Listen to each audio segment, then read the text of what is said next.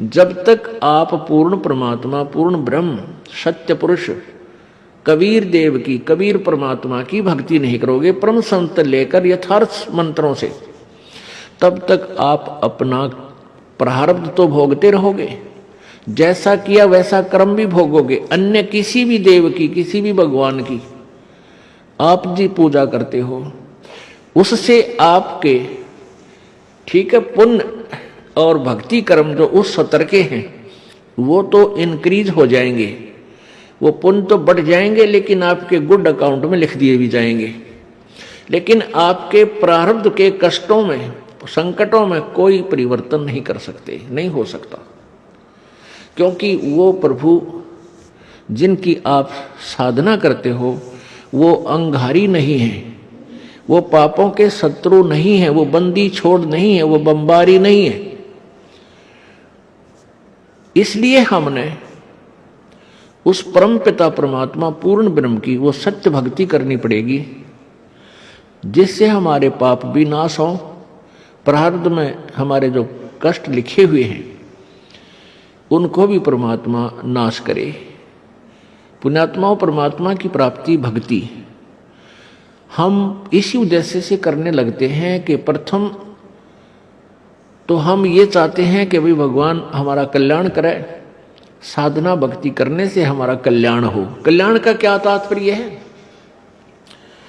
कल्याण का अर्थ है कि हमें हर प्रत्येक, जैसे प्रत्येक दिशा में हम सुखी हों, ना कोई आपत्ति आवे, ना कोई कष्ट भोगना पड़े, और पूर्ण मोक्ष हो। कल्याण का अर्थ होता है कति छुटकारा हो जाए, हम बिल्कुल दुखों से दूर हो जाए, उसको कल्याण कहते हैं। अब कति छुटकारा क्या हो? कोई पाप, कोई दुख ना हो, और दुख तब तक बना रहेगा जब तक आपका जन्म मृत्यु है, क्योंकि यहां जब आपका प्रारब्ध बनकर आओगे तो पुण्य और पाप दोनों होंगे। उन पुण्य और पापों के साथ साथ आपको अन्य भी आपदाएं, प्राकृतिक आपदाओं का भी सामना करना पड़ता है।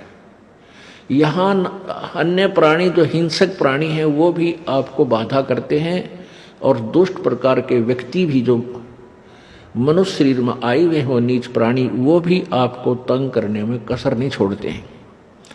तो जब तक आप यहाँ आते रहोगे, जन्मते मरते रहोगे, आप सुखी नहीं हो सकते। ये सुख हो ही नहीं सकता, क्योंकि मां के पेट में दुख पान लगे प्राणी, मां के गर्भ में ही इतना कष्ट ये उठाता है कि ऊपर ने तो पैर होते हैं, नीचे को सिर, और फिर वो बच्चा अंदर उसको बहुत पीड़ा होती है। आत्मा जो है ये,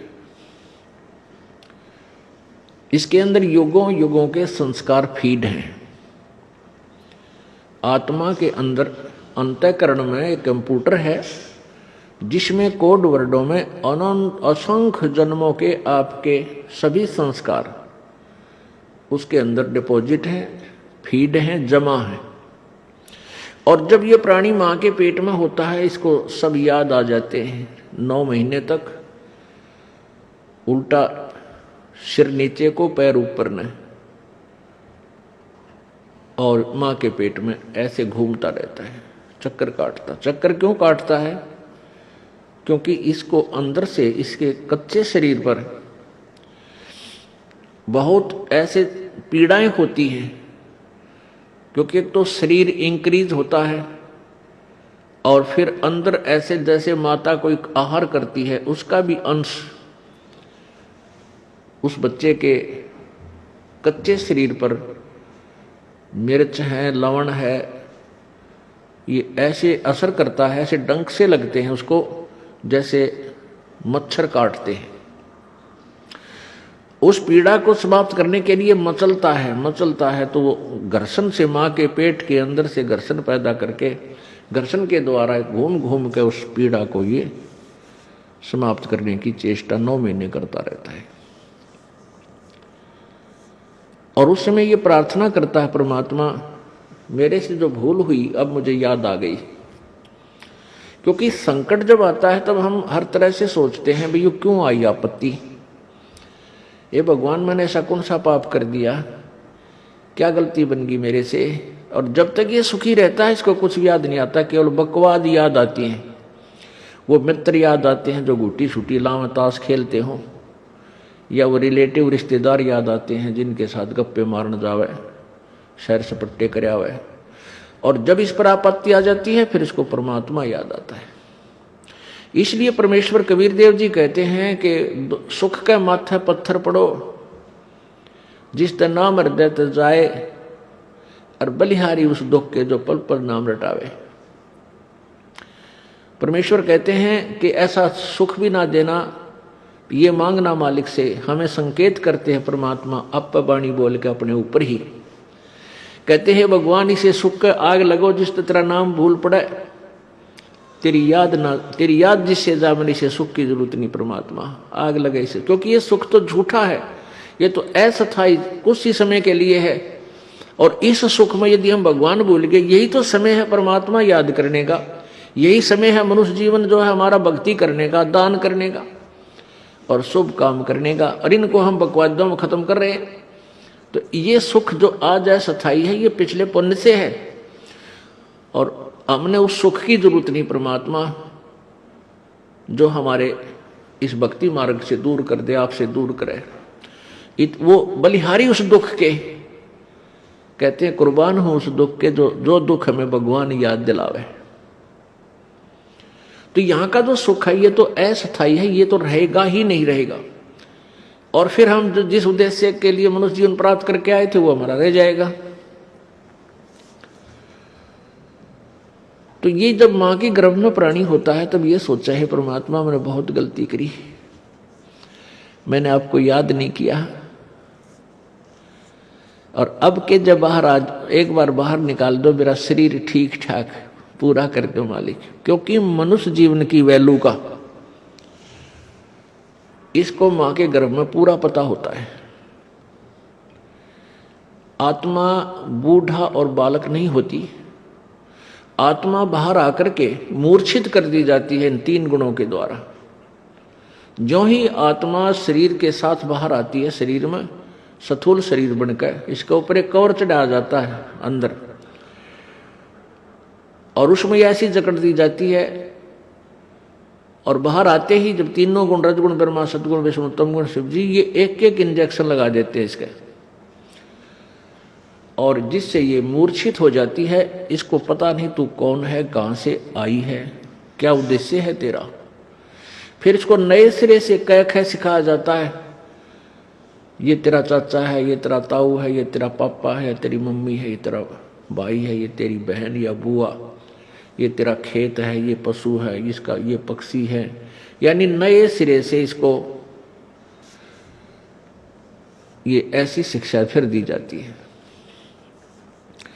मां के गर्भ में इसको पता होता है कि मैं जब भी जाता हूं, बाहर गए हैं उसी समय हमने भक्ति नहीं की। और परमात्मा की सत्य भक्ति ना करने से, अन्य भक्ति तो बहुत की, जैसे ओम नाम का जाप करके ऋषियों ने हठ योग करके तप किए, उस साधना से कहाँ चले गए, स्वर्ग चले गए, महास्वर्ग चले गए, वहाँ देवता बन गए हैं, ब्रह्मा विष्णु महेश तक की पदवी को हमने प्राप्त कर लिया। और फिर अपने पुण्यों को समाप्त करके हम फिर पशु बन गए, पक्षी बन गए, गधे बन गए, कुत्ते बन गए, सुअर बन गए। ये भक्ति भी यूजलेस, जिससे संकट तो मिटाई नहीं, ठीक है कुछ समय के लिए जो बकवाद थी स्वर्ग में वो ठाठ कर आए। जैसे एक धनी व्यक्ति यहाँ हरियाणा, पंजाब, राजस्थान, उत्तर प्रदेश आदि का, और 2 महीने कुल्लू मनाली शिमला की साइड चला जावे, पैसे ले जाओ 20, 30, 50 हजार 2 महीने के लिए, पूरा परिवार चला जाए, चाहे आप अकेला जाए। और वहां क्या करते हैं, ठाठ करने का क्या तरीका है कि होटल में कमरा किराए पर ले लिया, और वहां सारा दिन ठंडी ठंडी हवा, अच्छे बाग बगीचे, पहाड़ दृश्य दिखाई दे, सुंदर सुंदर उनने घूम फिर के देखा है और 2 महीने वहाँ रहे, क्योंकि वहाँ बहुत ही अच्छा वातावरण मौसम होता है, गर्मी नहीं होती, प्यारी प्यारी ठंड होती है। तो वो 2 महीने में 20, 30, 50 हजार रुपये बर्बाद करके, खर्च करके, जेब कटवा के वापस आ जाता है। और 10 महीने फिर कर्म क्षेत्र में वो खून पसीना करे, झूठ बोला क्षेत्र लूटा खसोटा, यानी पुण्य पाप इकट्ठे करे। ऐसे ही ये मनुष्य जीवन है। जब तक हमें स्थायी स्थान नहीं मिलेगा, सतलोक प्राप्ति नहीं होगी, यानी पूर्ण मोक्ष नहीं होगा, जन्म मृत्यु सदा के लिए नहीं मिटेंगी, तब तक हमारा ये चक्कर पड़ा ही रहेगा। तो इस आत्मा को मां के शरीर में ये भी पता पेट के अंदर ये भी पता चल जाता है कि जो साधनाएं मैं कर रहा हूं ये भी पूर्ण मोक्षदायक नहीं है, ये संकट निवारक भी नहीं है। और अब के पूर्ण संत की खोज करूंगा जो देवता बने हुए हैं। अब उन देवताओं को जब ये देवता पद प्राप्त करने की या स्वर्ग जाने की जो साधना करके चले गए, उसी साधना को ये अंतिम मान रहे थे, श्रेष्ठ मान रहे थे। तो वहां जाने के बाद फिर इनको याद आता है कि वेदों में लिखा है, क्योंकि जिन ऋषि महर्षियों ने वेदों अनुसार साधना की, और वो कहां गए? ब्रह्मलोक में। ब्रह्म की पूजा करने वाले ब्रह्मलोक में जाते हैं।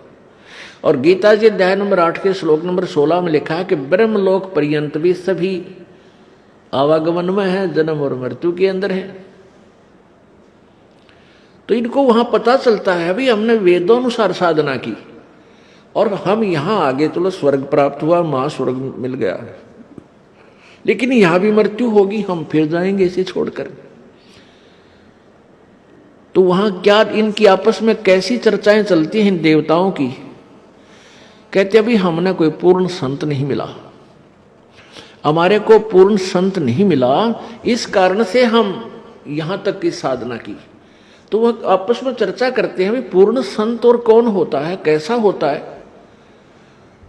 फिर वहां परमात्मा पूर्ण ब्रह्म इनकी आत्मा को झंझोड़ते हैं, इनको याद दिलाते हैं कि तुम पढ़ा करते थे यजुर्वेद अध्याय नंबर 40 के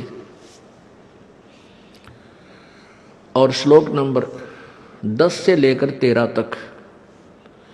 उसमें लिखा है कि वेद ज्ञान देने वाला जो प्रभु है वो कहता है कि वो परमात्मा की पूर्ण परमात्मा के विषय में यथार्थ जानकारी, वो जन्म लेता है या नहीं लेता है, वो साकार है या निराकार है, उसके विषय में जो जानकारी है वो किसी तत्वदर्शी संतों से पूछो, सुनो।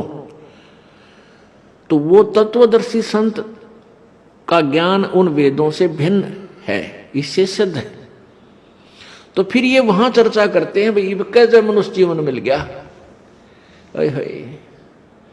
अब के जब मनुष्य जीवन परमात्मा दे देगा। कहते हैं हम पूर्ण संत की तलाश करेंगे जो वेदों से भी आगे का ज्ञान जानता हो।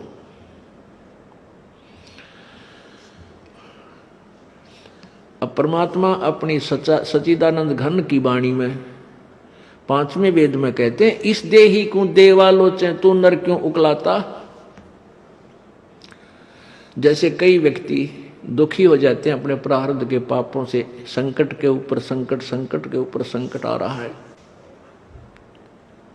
तो वो क्या दुखी होकर के क्या धारणा करते हैं, हे भगवान आत्महत्या कर लो। इसके विषय में परमेश्वर अपनी वाणी में कहते हैं इस देही को और देवता लोचे तू नर क्यों उकलाता। इस मनुष्य शरीर को तो देवता भी तरस रहे हैं जो तुझे प्राप्त हुआ है, और तू इसने क्यों उकलाता है, यानी इसने क्यों छक लिया। अब इससे दुखी होकर तू इसको नाश करने जा रहा है, इससे अच्छा कोई संत तलाश कर, भक्ति कर, पूर्ण संत की खोज कर। अब यहां इन जालिमों ने क्या जुल्म कर रखा है, ये नकली संतों ने, ये असली संत तक जाने नहीं देते। जगह जगह इन ठगों ने अपनी दुकानें खोल ली, ना इनको कह का पता, ना भगवान का पता, ना भक्ति का ज्ञान, और लंबे चौड़े आश्रम बना लिए और ऐसी मार्मिक बातें लिख दी। सचखंड की सड़क, वो तरह का जो सचखंड, सतलोक की सड़क माने सीधा रास्ता, पक्की, जिसमें कोई बाधा ना हो। तो श्रद्धालु तो फिर जाएगा भाई, जिसको रोग है, जिसको चाह है परमात्मा की, वहां जा फंसे नकलियां के पास। पूर्ण मोक्ष मार्ग इसी आश्रम में प्राप्त होता है। इस तरह के पता नहीं कितने संत बने हुए हैं। तो ये सबसे बड़ा काल का जाल है, ये नकली संतों का होना। तो कहने का भाव ये है कि देवता भी इस मानव शरीर को तड़फ रहे होते हैं कि कभी मानव शरीर मिले, पूर्ण संत खोज करूं और भक्ति करूं।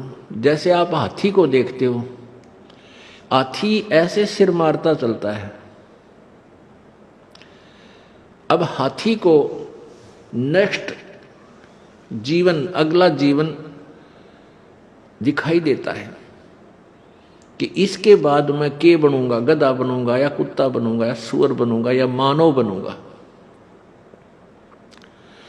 तो सिर मारता चलता है। किस समय सिर मारता है? जब वो पकड़ दिया जाता है, जब वो किसी मनुष्य के काबू आ जाता है, उसके ऊपर बैठ के इतना लंबा छुरा लेकर, अंकुश लेकर बैठ जाता है, उसका सीधा ठोकर जब बकवाद करता है, तो तब वो सिर मारता चलता है। नो खड़ा खड़ा भी सिर मारता रहता है। अब वो ये सोचता है वह बड़ा फंसा, बहुत फंसा मैं, और जय इब का मनुष्य शरीर मिल गया तो पूर्ण संत की, पूर्ण परमात्मा की भक्ति करूंगा। पूर्ण संत की खोज करके और सही भक्ति करके अपना पीछा छुड़वाऊंगा। अब परमात्मा यहां क्या बताना चाहते हैं कि जो कुंजर सिर धुनत है, अगला जन्म सुझंत, इब कहेल नर करत सेव पूरे संत। हाथी मन में सोच रहा होता है कि यदि अब की बार मनुष्य जीवन मुझे मिल गया तो पूरे संत की खोज करूंगा।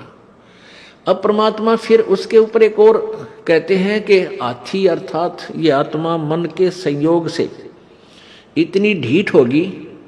हाथी के विषय में कहते हैं कि हाथी तभी तक सिर पटक रहा है, धुन रहा है, जब तक यो बंद में आ गया और मनमानी इसको मस्ती नहीं कर पा रहा। इसलिए ये भगवान याद कर रहा है और ईब छोड़ दे इसने। अब इसको खोल दे यहां से और जंगल की तरफ कर दे। कति भगवान याद ना करे, उड़ा खावा केड़े के पेड़ा नर मारा मस्ती फुर फुर नावर ठाठ करे, नरी को बद करे, कति सर नहीं धोने ना इसका याद आवा भगवान, हालांकि इसको पता भी है। तो इसलिए परमात्मा कहते हैं भाई, इस परमात्मा के तत्व ज्ञान के बिना ये प्राणी ना तो भक्ति कर सकता और ना ही अपने इस मानव जीवन को ठीक ढंग से जी सकता। इसमें कोरी को बद करेगा। थोड़ा सा कोई राजपद प्राप्त हो गया, कोई बड़ा सा अधिकारी बन गया तो धरती तोलन न हो जा। मंत्री, मुख्यमंत्री, प्रधानमंत्री, राष्ट्रपति बन जाए तो पता ना क्या सोच बैठा है और भूल जाता उसमें कि तू इंसान भी है, तू जीव भी है। तो ये जो चौंध लावा है, ये काल लगावा है, ये भूल जो डालता है, ये काल लगाता है कि ताकि ये नरे कर्म फोड़ ले अपने और पापों की गठड़ी बांध ले। क्योंकि अच्छी आत्माएं पूर्व जन्म की होती हैं, वो ही कोई उच्च पद, अच्छा धन प्राप्त करती हैं। तो वो अच्छी आत्माओं से नरे पाप करवा कर उनको नीच आत्मा बनवा देगा। और जो दुखी हैं, वह तो पिछले जो गरीब हैं, रोगी कोडी हैं, वो तो पिछले जन्म के पहले ही पाप नरे इकट्ठे कर रखे। तो पुण्यात्माओं, तत्व ज्ञान से हमें ये जानकारी होगी कि पूर्ण संत हमें मिला है, उनसे हम भक्ति लेकर साधना, सत साधना करें और मर्यादा में रहेंगे तो हमारे पाप कर्मों से आने वाले प्रारब्ध के जो कष्ट हैं वो पाप भी कट के हमें सुख होगा। यानी आप पर आने वाली आपदाएं, संकट भी दूर होंगे आप निर्धन भी नहीं रहोगे, आप धनी बन जाओगे। एक तो आप यहाँ के भौतिक सुख के भौतिक धन के धनी बनोगे और आध्यात्मिक धन के भी आप धनी बनोगे।